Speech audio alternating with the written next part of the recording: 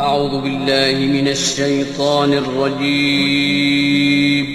پناہ مانگتا ہوں میں اللہ کی شیطان مردود سے۔ بسم اللہ الرحمن الرحیم شروع اللہ کا نام لے کر جو بڑا مہربان نہایت رحم والا ہے۔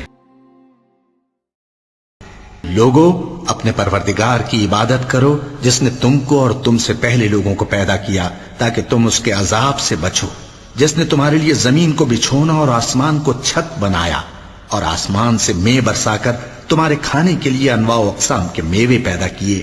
پس کسی کو اللہ کا ہمسر نہ بناؤ اور تم جانتے تو ہو۔ اور اگر تم کو اس کتاب میں جو ہم نے اپنے بندے پر نازل فرمائی ہے کچھ شک ہو تو اسی طرح کی ایک صورت تم بھی بنا لاؤ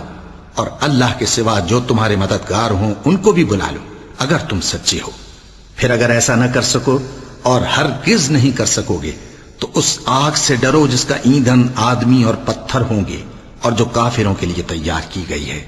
اور جو لوگ ایمان لائے اور نیک عمل کرتے رہے ان کو خوشخبری سنا دو کہ ان کے لیے نعمت کے باغ ہیں جن کے نیچے نہریں بہہ رہی ہیں،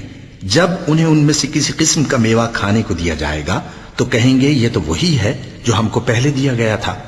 اور ان کو ایک دوسرے کے ہم شکل میوے دیے جائیں گے اور وہاں ان کے لیے پاک بیویاں ہوں گی اور وہ بہشتوں میں ہمیشہ رہیں گے۔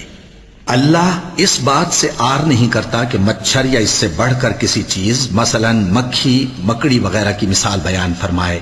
اب جو مومن ہیں وہ یقین کرتے ہیں کہ وہ ان کے پروردگار کی طرف سے سچ ہے، اور جو کافر ہیں وہ کہتے ہیں کہ اس مثال سے اللہ کی مراد ہی کیا ہے۔ اس سے اللہ بہتوں کو گمراہ کرتا ہے اور بہتوں کو ہدایت بخشتا ہے، اور گمراہ بھی کرتا ہے تو نافرمانوں ہی کو،